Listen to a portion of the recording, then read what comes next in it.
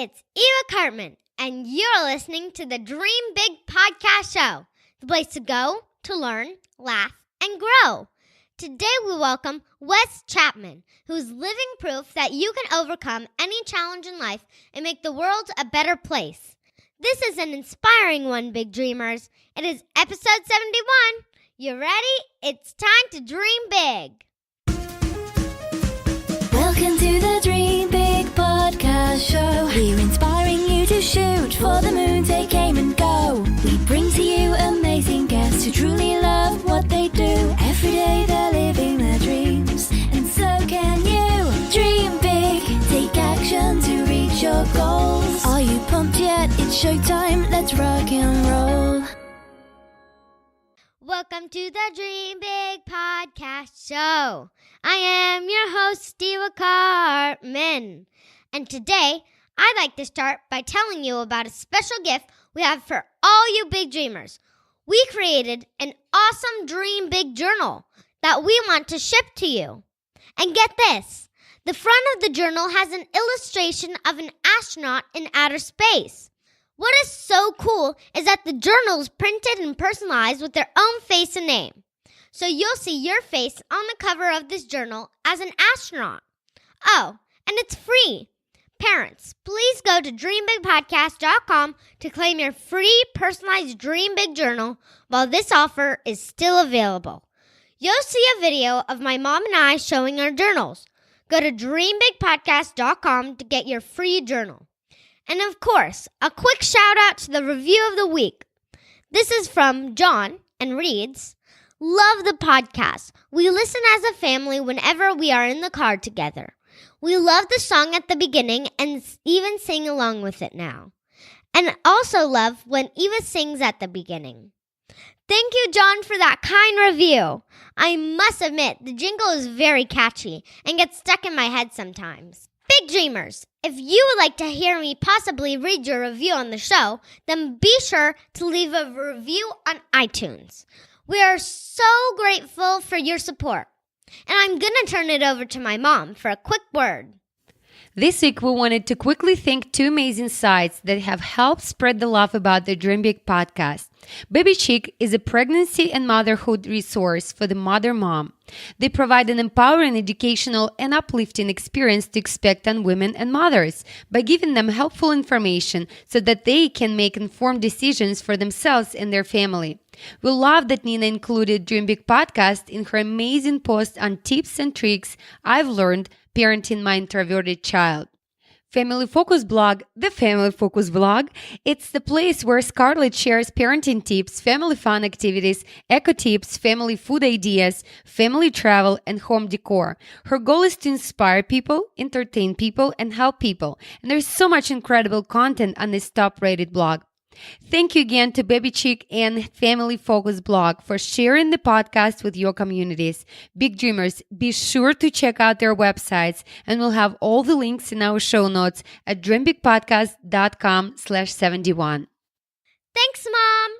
It's time for you all to enjoy our episode with Wes Chapman. Wes's childhood was extremely difficult. He was abandoned at age 6 by his parents, and most everyone counted him out.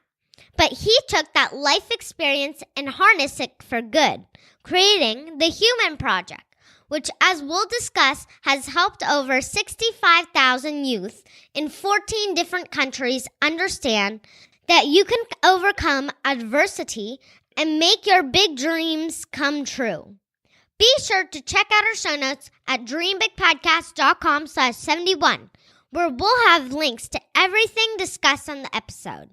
Without further ado, here's our interview with Wes Chapman. Let's roll the tape. Hi. Hi, how are you? Good. We are so excited to have you on the show. I'm honored to be on your show. Looks like you're enjoying this whole world of podcasting. Yeah. And we'd like to talk about how about your childhood. We understand that you had that your parents abandoned you, which is really hard to imagine. And the good news to those listening is that there is a good ending to this story. But I do think we should talk about it because not everybody is lucky enough to have supportive parents. So maybe you can describe what it felt like and then hopefully give some practical advice for anyone listening who does not have support at home. Well, that's a really big question. So you're right. By the age of 6.5, both of my parents had abandoned me. My dad left when I was 1 and my mother when I was 6.5. So, it definitely feels like you're all alone, that you did something wrong, even though you didn't. You still have those feelings. And so it can be a pretty hard conversation with yourself when you're trying to figure out how and what and why, and you're only, 7, 8 years old. So it's definitely very confusing and very painful.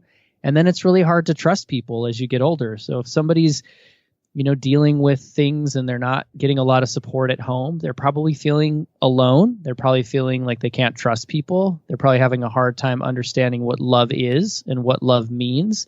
Love is only a 4-letter word, but it's a really big word. It has so many different aspects to it, and we can't just define it by a simple a simple heart or a holiday or some gift. It's a very complex scenario. So if you're not getting a lot of support at home, you're probably dealing with not feeling loved. And so one of the things that the practical advice that I could give somebody is that you need to realize that you can create something out of your life, and there are people out there who will love you. And even though you may not be getting it inside of your home, that doesn't mean there aren't people out there that care about you and want to help you.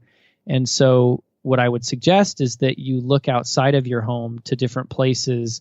Maybe it's at school, maybe it's in your community, maybe it's at church, and allow people to love you and support you. That's another big thing, is that a lot of the time during this journey, we don't allow people to love us because we're scared. We don't want to be hurt again. And so, there are people who want to love you. There are people who know about your struggles at home. There are people who are willing to put their arms around you, but a lot of the times out of self-defense, you're pushing them away. So I would recommend that you really stop doing that, because it's going to make your life a lot easier. And it's just something that you can get a lot further ahead if you allow people to love and support you. But I totally understand how hard that could be. Yeah, we're so sorry that happened to you, but I do want the big dreamers to see that even in the worst of circumstances, for Wes, his parents literally not caring for him, humans can still persevere and achieve remarkable things. We watched your video that should go through life not proving your doubters wrong, but instead proving yourself right. Can you explain why that is so important? I can. I'm glad you brought that up. It's one of my favorite topics. So we hear a lot in the concept of life that people, like, if you have a hard time or you're going through something, you should really just prove everybody wrong and just go out there and do something amazing. There's 2 things wrong with that. Number one is the science. When you're proving somebody wrong, your brain, consciously and subconsciously, are admitting that they're right. Because for something to be wrong, there has to be an equal or greater opposite, which is right.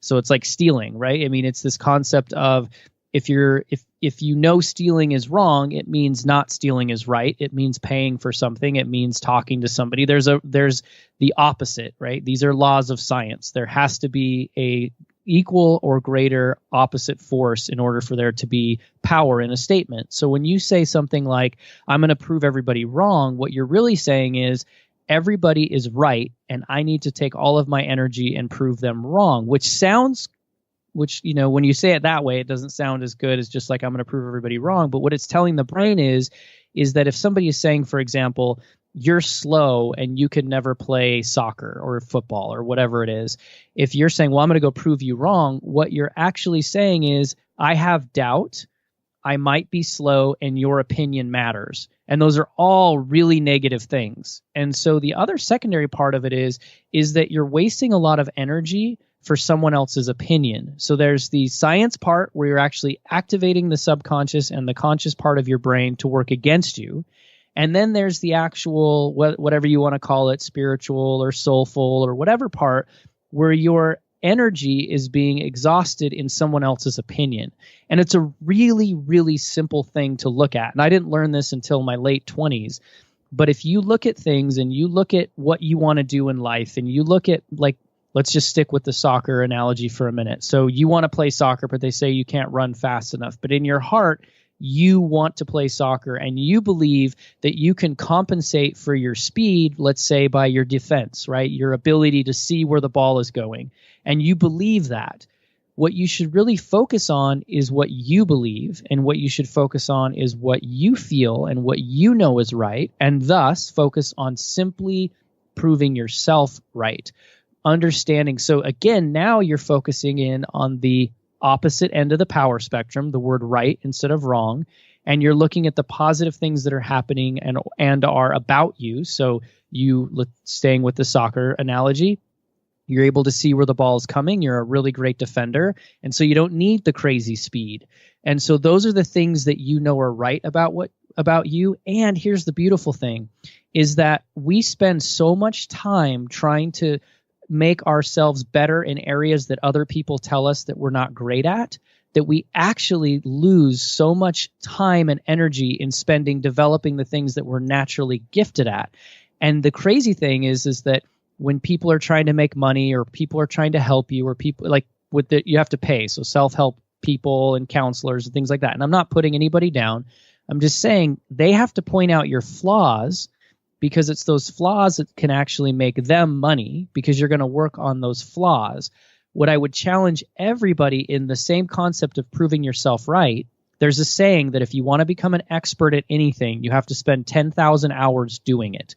So if you want to be an expert at writing, or an expert at riding horses, we were just talking about that before we started recording, then you need to spend a lot of time doing it. And 10,000 hours is kind of the universal thing that if you do something for 10,000 hours, you're going to be really good at it. Well, what we end up doing is spending 20,000 hours on the things we're not good at, trying to become better at those things to appease somebody else's opinion. And what ends up happening is the things that we're really good at, we don't have any time to develop those things. And that's where we see people with naturally gifted people. That's where we see their natural talent kind of dissipate and not be there. So you may have a child, for example, who's an amazing pianist. Like, they know how to play the piano like nobody's business. They can just sit down and just go to town, but you want them to be a singer. You have, as a parent, you're like, I want you to be a singer because that's cooler than, or that's what my mom wants, or that's what this, or, the church, or whatever it is. They want you to be a singer. And then that child spends 10 years trying to be a singer, where they're okay. They're not the best singer in the world, but they're okay. But they were an amazing pianist. And if they would have spent the same amount of time with the piano, they probably could have created a future, could have created all these different things. And they liked playing the piano more than they liked singing. So I know we kind of went off on something different there, but there's two things in the eye of... Yeah. And there's two things in proving yourself right, is you focus on the things that you're great at, and then you get to develop those skills along the way. And instead of worrying about proving everybody wrong and focusing on the things that they tell you can never do. And so that's just something. It doesn't, again, I did this until my late 20s, and I wished I would have learned this lesson a lot earlier. So I'm not telling anybody, if you've been doing that, or if you've been saying that, I'm going to prove everybody wrong. There are some positives to that for sure. It's motivation. It gets you up in the morning and does something, but just change that and just realize inside of you, you know what you want to become, and you know what you want to do. Just prove that right. And then, Wes, you covered so many different, very important aspects of that. Number one is that, first of all, when we put our energy, it says what we focus on expands. Right? So if we focus on the right thing for us, it's completely different energy. And it's like doubling, sometimes tripling, as you said, like the child plays the piano and it just goes, right? So what if we put more energy, more support into that? That would be awesome. And another time that I noticed what's happening sometimes when we try to prove someone wrong is that we doing it because and kids are doing it because maybe they don't feel enough love from outside as well, as what you covered in the first answer, right, to our question. So recognizing those aspects and being aware of things, that's the first step, in my opinion. And thank you so much for covering that. Yeah, and we have a saying that's haters gonna hate, that's on them. And you need to put the focus on yourself, how you feel and how you're doing.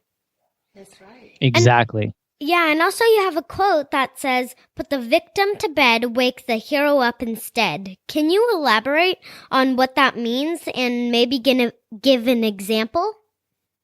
Yes, I can, and that is probably I guess my flagship quote. It's the quote that more people have used than anything else, and I'm so happy for it because it's such a powerful statement, and it really is about putting the victim to bed and waking up that hero inside of you instead.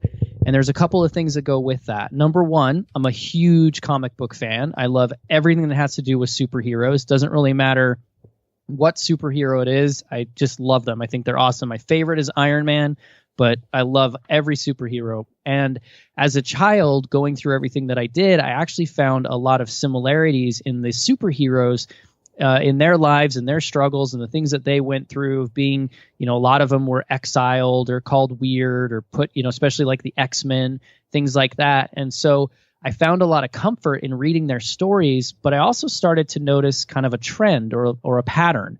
And now we call this the hero's journey, but it's this moment when the hero has to make a decision, and it happens in every single hero story.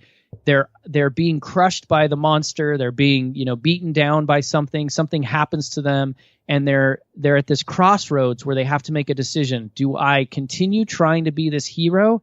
Or do I just give in to this external force? So do I just give in to this monster that's crushing me on the ground? Or do I actually say, you know what? I'm not going to sit here and wallow in this. I'm going to get up. I'm going to stand up and do something about it.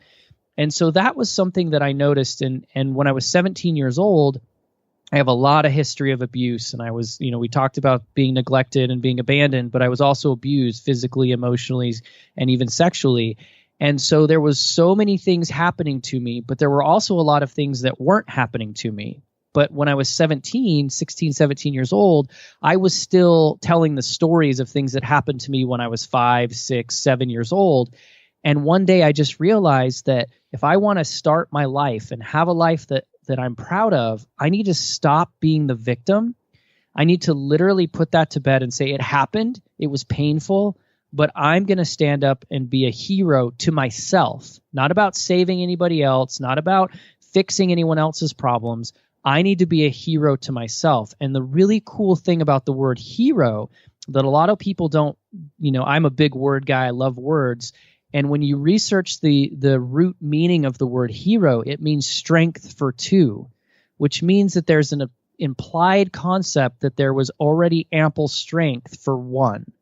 So what that means is that in order to be a hero, you have to take care of you first. You have to be solid. You have to be strong. You have to have all things taken care of, which means you have to go on your own journey and you have to stop being a victim and you have to lift yourself up. You have to, and all of us inside have this amazing hero that's just waiting to be unleashed. We have these amazing talents. We're all unique. We're all different. There may be 8 billion of us on the planet, but every one of us are different. That doesn't mean that we can't relate. It doesn't mean that we don't have similar experiences, but we all have unique gifts that we can give the world, and that's our hero. That's what's inside of us. And if we squash that and we play the victim to things that happened in the past, or when something happens to us, we always have a decision. If you're driving in traffic, and somebody cuts you off, if you're late, for a flight, if you drop the eggs in the morning, if you fall off a horse, like there's a million things that happen to you every single day,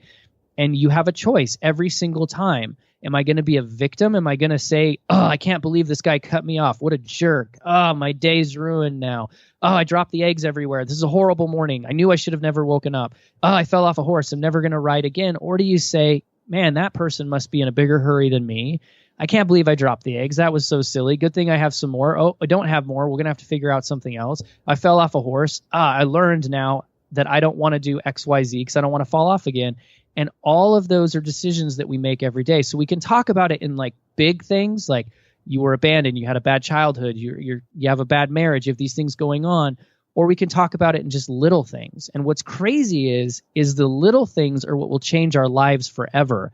If we focus too much on the big things, it becomes overwhelming and difficult, and the brain doesn't know how to manage those things. But if we focus on the little things, like how am I going to react going forward with bad things in traffic or delayed flights, and I travel a lot, and it's actually pretty comical to me to watch people who get all upset about a flight being delayed as if being upset is somehow going to change the way in which the flight takes off, right? So it's little decisions that we make every day, and it's literally just in your mind, am I going to be a victim or a hero?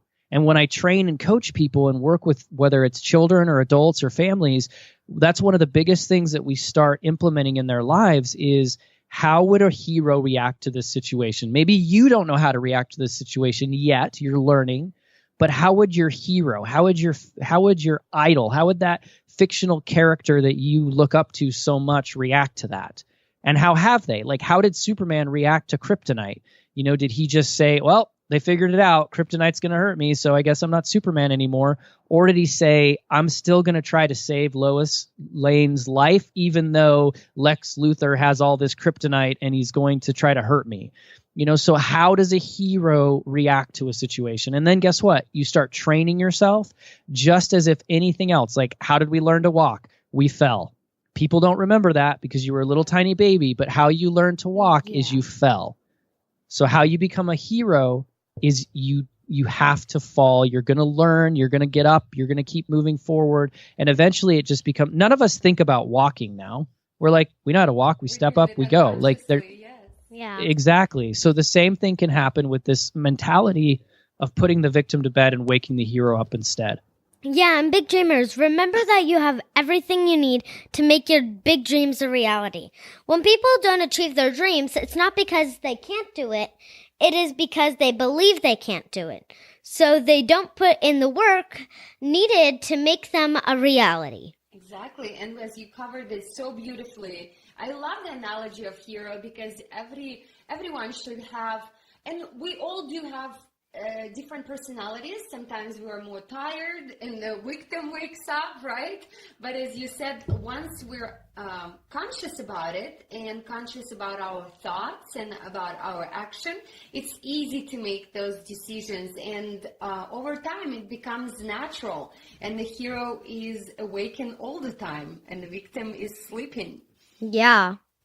Thank you for sharing that. Exactly. Thank you. And Wes, we know that you are a hero to about probably 65,000 youth around the world, right? Yeah, and can you share your tremendous work with your organization, A Human Project? Yes. So one of the things that's happened in my journey, and kind of mentioned it there for a second about coaching, but one of the things that happened in my journey is that I've realized how powerful my story is for others to attach themselves to and wake up their own hero. And I never thought it was anything. I'll never forget the first time I started sharing my story publicly and everybody was crying and people were having a hard time listening to my story. And in fact, I was being videoed once and they were making a little documentary on me and the camera guy started crying and the producer and the now my bride, but she was my girlfriend at the time. She was in the corner crying and everybody just said, we need to stop. And I looked at everyone and I was like, what is wrong with you guys? Like, why are you crying? And they all looked at me and said, what is wrong with you? Like, that story is so crazy. But to me, it was just my childhood, just as much as anyone else. It was my normal childhood and I'd healed through it and I'd gone and it was just my experiences. I didn't have any emotions to it per se. And what was interesting was I started realizing how impactful it was. And I started writing a blog and I started doing podcast interviews like this. And I just started getting email after email after email. I probably get anywhere from 50 to 100 emails a week from people saying, I listened to your story on such and such podcast. I heard you speak at such and such place. And oh my gosh, this resonated with me. And when I was a kid, this happened or whatever. And then as it developed and things got bigger, kids started reaching out to me and started writing stories and telling me things that they were going through right then. So it wasn't things that happened to them in the past, but things that they were going through. And so I started working with more and more children, and eventually I started speaking in schools, and that led to kind of this thing happening where all these kids were asking for help and advice. And so we put together something, and we were trying to kind of put it all together, and it eventually ended up being this program called A Human Project. And we just started going out and speaking to kids all across the country here in the United States and talking to them about the things that they were going through and giving them help and building programs. And we built a summer camp, and we put together all these different things, and thousands of children have gone through our programs, thousands of children who came to us saying, I feel like I want to die, I don't want to live anymore, now have tools on how to cope with situations, whether it's an alcoholic parent or abandonment or abuse. We have, teams in place that can help kids who are in bad situations. And we just started, doing that. And it's led me now probably more than 65,000 youth. That was the last number. We're just getting our numbers for this year. So it's probably going to be something more around the 75,000 range. But of just sitting down and having a conversation with children and talking to them about what they're going through and giving them the ability to realize kind of what we talked about way in the beginning of this episode of being loved, and that there are people out there willing to help them and love them, but they've got to help themselves first.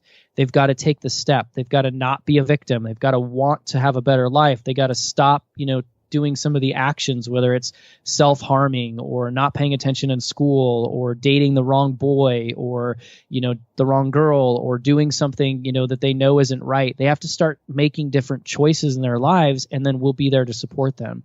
So we started that foundation. We're super excited about it. We don't charge the children anything because a lot of the families can't afford it. So it's all donation based. Anybody can go. We call them human heroes. Anybody can go and become a human hero and sponsor a child, whether you can do $10 a month or $100 a month. It does take about $100 a month to sponsor a child here in the United States. That includes all of their programs. That includes all of their travel to camp and includes everything. So it's, it's not something like maybe we're used to of feeding a child for 30 days, maybe in a third world country or something like that. But it is still pretty economical that you can help a child who is in a really dark place get themselves out. And here in the United States, in 2017, we have the fastest growing sector of teen suicide between the ages of 12 and 16 than we've ever had in the history of our country. And so it is really becoming a problem. And, Canada is having massive issues, and Eastern Europe, which has obviously been struggling for a long time. It's not a US based, only issue. It's all over. And it's something that, we have just been trying to get in front of as much as we can. And now we're in 15 countries, and we have so many things that we're working on and doing and growing with. And so heal from your trauma. Don't use this kind of stuff to heal. Like I've seen it. I've been on stages with people who get on stage and then they go backstage and they cry because they haven't healed from their experiences. But yet when they're on stage, they're kind of acting as if they have. And that's a big pet peeve for me. I don't love that. So what I want everyone to first do is heal from your story. If you don't know how to heal from your story and you're a child listening to this podcast, please reach out to us, ahumanproject.com. You can send us an email. It's completely anonymous. No one's going to find out about it. We can talk. We can figure things out. We can make some stuff happen. We can create a plan. If you're an adult and you're saying, this sounds amazing, I want to let go of the stuff that I've been holding on to for so many years, go to Wake the Hero. So we talked about that. Wake as in wake up, wakethehero.com, and join our free community and learn how you can put the victim to bed and wake the hero up instead. And if you need extra support, then we have coaching, we have programs, we have all kinds of things. But the biggest thing is don't hide from your story. Heal from your story. Change the H from hide to heal. I want you to heal from your story because you don't know the power of your story. The power of your story could change a community, it could change your family, or it could change the world. We don't ever know. Yeah, so I encourage our listeners to, I'm sure everyone who's listening is just mesmerized, and we are so in awe of the work that you put together, Wes. Yeah. And again, I just would like to remind our listeners that you can reach out to Wes, and a human project is for many reasons. If you want to support children, if you want to, if you have a problem, or if you would like to heal from your story as well. So again, Wes, can you please tell us email? And we will include everything in our show notes. What's the email? Yeah, so they can...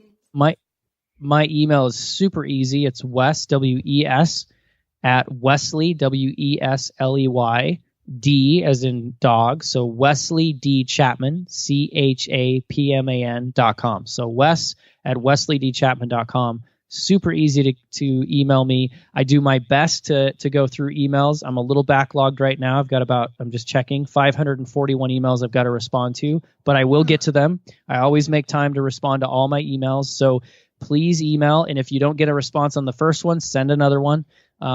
You're never going to offend me by trying to contact and want to get some advice or some help. So, definitely reach out. And we will include everything in our show notes, so Yeah. our listeners definitely know where to go. Yeah, Wes, I just want to recognize you for the tremendous work you are doing. What you went through as a child was terrible, but you are channeling the pain for something beautiful, helping kids know that we all have unique gifts and can dream big. Exactly. Dream big and take action, right? Yeah. And then before we go, Wes, we can go on, and it just, as I said, mesmerizing to hear your story and the lessons you got from it. Before we go, we have a few questions that we usually ask our guests. Yeah. If you go back in time and talk to your 10-year-old self, what would be the best advice? I love this question. My advice that I would give myself looking back is everything is going to be okay. That you are going to make it.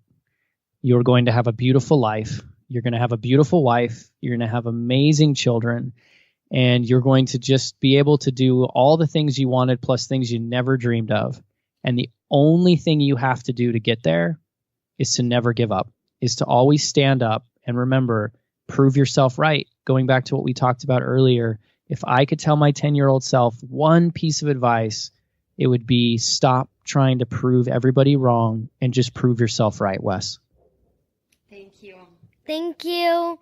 And you have already made many of your dreams a reality, but if you look at yourself today, what is your big dream for the future? To have 1 billion people on the planet impacted by the story so that they can impact the planet moving forward. That is my big dream. That is something that I'm working on making a reality by doing interviews like this and all the other things that we're working on. But I want people to no longer feel that they have to hide from who they are and that they have to live in their past. I want people to realize that their path does not define them. It simply refines them. Beautiful. Yeah. Beautifully said. Well, thank you so much, Wes. Thank you. For our big dreamers out there, we want to remind you to always believe in yourself. Just as Wes put it beautifully, remember that there is always someone who loves you. There is always a lot of things to do in the world, and there is always a hero inside of you that just waiting to be woken up, right? Yeah. Exactly. Wes, thank you so much. And Thank you. Last time, where can our audience find out more about you? So again, if you're you can Google me, that works, and but you can head over to WesleyDChapman.com, ahumanproject.com, or wakethehero.com. Either of those links will get you somewhere, and you can figure out how to work with us moving forward. Perfect. And I would encourage big dreamers that are listening. Big dreamers. Yes, to support a human project, and just know that your impact is making a difference in lives of maybe thousands of youth. Millions, thousands, billions. And we all can be part of your big dream with. Thank you so much. Thank you. Thank you, guys. Have a fantastic day. Bye now. Bye. What an inspiring man. Wes is living proof that you can emerge out of even the most difficult childhood and follow your big dreams while making a positive impact on humanity. Be sure to check out our show notes at dreambigpodcast.com/71 for links to Wes's website and everything else we discuss in the episode. When you go to the show notes, you'll see a place to sign up for our Insider newsletter, where we send exclusive content, including a free audio that I made on my top 10 tips for making and keeping great friends. This audio is only available for those who subscribe, and I know this will really help you, so please be sure to have your parents join the newsletter to get it. Thank you so much for tuning in. This is Eva Cartman reminding you that you have unlimited potential. Your dreams are not optional. You need to make them essential. So take massive action to turn those big dreams into reality. Live with passion the way life is meant to be. I'll see you in the next episode. Bye!